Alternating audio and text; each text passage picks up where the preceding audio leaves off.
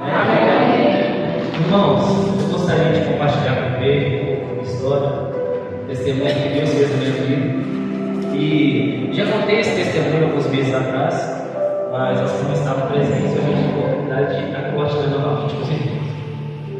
Bom, a primeira coisa que eu tenho para falar é que eu tive o privilégio de ser criado dentro de um lar evangélico.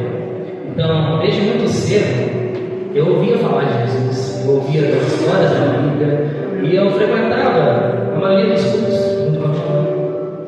Mas o problema é que, embora eu ouvisse falar de Jesus, eu não vivia o Evangelho. E se tem uma coisa que eu fui descobrir com o passar dos tempos, é que não é sobre o quanto você conhece da Bíblia, não é o quanto você estuda a palavra, mas o quanto você pratica aquilo que você estuda. E então, naquele momento, eu era apenas um ouvinte, eu não tinha relacionamento com Deus, não praticava a palavra, eu simplesmente ouvia. E isso significa que eu não criei raízes dentro do Evangelho. Quando uma árvore não tem raízes, qualquer vento é o suficiente para balançar, para arrancar ela do lugar que ela estava. E esse foi eu, durante esse momento da minha vida. O vento da dúvida tentou me afastar de Deus. E aqui, eu quero deixar claro que nem toda dúvida é destrutiva. Existe uma dúvida que ela te ajuda a crescer. Quando você tem dúvida daquilo, você procura conhecimento, essa dúvida, ela te traz crescimento, ela é positiva. Mas tem a dúvida que ela é destrutiva. Você não procura conhecimento à luz das Escrituras, mas você vai responder você mesmo. E muitas vezes ela vem disfarçada de desculpa, para não fazer aquilo que você já não queria fazer, para se afastar cada vez mais de Deus. E esse foi o vento que me arrancou da presença de Deus e me afastou do Senhor.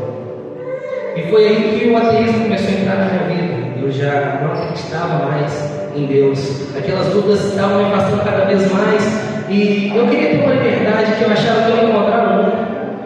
Uma liberdade que eu nunca encontrei.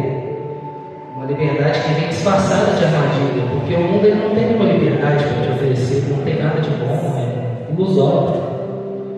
Então, nesse momento da minha vida, eu queria ser o meu próprio Senhor. Eu achava que eu sabia governar melhor a minha vida e eu não queria me render a Deus. E eu queria fazer conforme a minha vontade, e assim eu fiz. Larguei a igreja de vez, não frequentava mais os cultos, não queria falar de Deus mais. Eu queria fazer aquilo que me dava vontade. E foi nesse momento que eu comecei o vício do tabagismo, comecei a fumar. Muito cedo, ali com uns 15, 16 anos de idade. Mas eu lembro que na época isso chocou muito a minha família, eles ficaram muito chateados porque minha mãe servia a Deus, né? Então ela não aguentava ver o filho naquela situação. E ela sempre me falava: volta, o pessoal está sentindo a sua falta lá na igreja, volta para os caminhos do Senhor. Mas naquela época eu não entendia essas palavras, já não sensibilizava mais. Então a partir daí eu comecei a viver algo que hoje eu posso dizer que foi um dos piores dias da minha vida. E foi a pior situação que eu já enfrentei. Acho que nesse momento começou a surgir uma curiosidade muito forte dentro de mim de pesquisar aquilo que era mal. E por trás de tudo aquilo que eu estava pesquisando, aprofundando, vinham pessoas, eu me relacionei com pessoas desse meio também. E por trás de tudo aquilo havia uma atuação maligna. Eu estava entrando num terreno que eu não conhecia, muito movido pela dúvida para mim, mas foi a porta, a brecha que Satanás estava esperando para acabar de vez com a minha vida. Então a gente sabe que a Bíblia fala que Satanás veio para roubar, matar e destruir. E foi justamente isso que ele fez durante alguns períodos da minha vida. O vício que eu tinha em cigarro aumentou consideravelmente, porque antes começou com algo inocente, mas nesses últimos dias eu estava fumando de 20 a 25 cigarros por dia. Minha saúde estava indo embora aos poucos e eu nem estava percebendo. E foi aí que eu comecei a faltar às aulas da faculdade. Sempre tinha nenhum parente. Estava faltando as aulas, andava de um lado para o outro. O pessoal achou que eu estava ficando louco. Eu achei que eu estava ficando louco. Eu não sabia o que era aquilo que estava acontecendo na minha vida. Eu já não queria ver ninguém, não queria falar com ninguém, eu não sabia nem quem que eu era. E foi nesse momento que o pessoal que morava comigo, já lá na cidade de Belo Horizonte, eles estranharam, porque eu nunca fui uma pessoa assim. Queria ficar sozinho de casa, não conversava com ninguém, não conseguia nem formar uma frase direito. E eles ligaram para meus pais, que já estavam morando aqui em Franca. E eu agradeço a Deus que deu discernimento para minha mãe naquele momento de perceber que por trás de tudo aquilo, de toda aquela situação que eu estava vivendo, haviam espíritos malignos atuando. E a partir daí ela me trouxe para cá. Eu comecei a frequentar alguns cultos aqui, mas foi um processo terrível, foram 8 dias que Satanás tomava meu corpo, a minha mente. Eu não tinha domínio sobre as minhas ações, nem sobre as minhas palavras. E aquele processo foi um processo dolorido, demorado, mas ele serviu para me ensinar uma coisa. Que no momento de maior dificuldade na minha vida, no momento de maior dificuldade que você enfrenta, há um Deus que zela por você. Há um Deus que zela por mim. E foi nesse momento em que eu comecei a tentar ignorar esse fato com todas as minhas forças. E de novo deixei a vida tentar me dominar. Será que essa coisa da minha cabeça não? Será que realmente não é um problema psicológico? Será que não é um problema de saúde? Tudo isso para evitar aceitar a verdade que aquele evangelho que eu tanto ignorei, aquele Deus que eu tanto desprezei por tanto tempo da minha vida, ele existia, ele era real, que ele olha por mim, por você. Mas o que eu tenho para falar para os irmãos hoje é que o dia que eu decidi que eu já não queria mais aquela liberdade que eu achava que tinha no mundo, o dia que eu decidi que eu não ia mais viver conforme as minhas vontades, o dia que eu decidi que eu ia entregar minha vida nas mãos do Todo-Poderoso, foi esse o dia que mudou. Tudo mudou. O vício que eu não conseguia me libertar por tanto tempo, fica de uma hora para outra. Mas tem gente que legal, como você parou de fumar, mas você já foi liberto. Então, isso aconteceu, esse processo foi muito dolorido, mas ele me serviu para mostrar isso.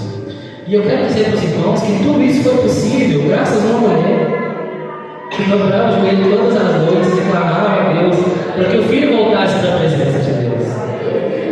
E o que eu tenho para falar hoje é que às vezes você está orando por alguém tem muito tempo, você não vê resultado nenhum, porque minha mãe orou por muito tempo, eu não tinha resultado aparente, a conversava comigo, parecia que nada tinha mudado. Mas eu tenho para dizer que o Deus que fez na minha vida, Ele é fiel para fazer na sua também. E o que Deus te prometeu, Ele é fiel para cumprir. Então continue percebendo, porque para Deus não existe causa perdida. Para a gente existe. Talvez você pense, que isso é uma causa perdida. Mas Ele é o Deus do impossível. E para Ele não existe nada que não possa ser feito. Então eu agradeço a oportunidade.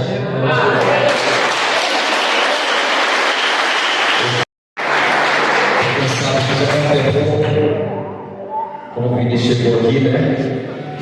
E assim como a mãe dele, né, que é minha irmã, estava nesse processo orando pela vida dele, nós passamos aqui também em Franca. Às vezes ele resume, né, bastante, porque eu sei que está aqui em cima, não é brincadeira. Foi uma balada 7 ou 8 dias, e muitas vezes sem dormir, oração, jejum, que o mal não queria abandoná-lo. Isso que ele falou é de fato, ele não sabia quem ele era. Ele perguntou, na verdade, né, a liberdade de falar com o pai dele, quem eu sou? Ele teve um cunhado, essa brincadeira, se você não sabe quem você é, eu vou saber. Só que de fato ele não sabia quem ele era mesmo, porque mesmo na hora que você conversava com ele, que eu estava falando, estou resumindo aqui, irmãos, foi batalha, foi guerra. Mas Satanás perdeu. Hoje ele está aqui, viu? Parece até um pregador da palavra, né? E eu tenho certeza que Deus vai fazer isso mesmo na vida dele, porque o diabo ele quer persistir, ele não quer abandonar alguém, não quer largar, porque ele sabe que aquilo pode ser uma arma na mão de Deus para alcançar muitas vidas que estão nas trevas. Então, como ele já falou, como assim Deus fez na vida dele e de tantos outros, Deus é poderoso para fazer na vida também de alguém da sua casa, de alguém da tua família, porque Ele é Deus.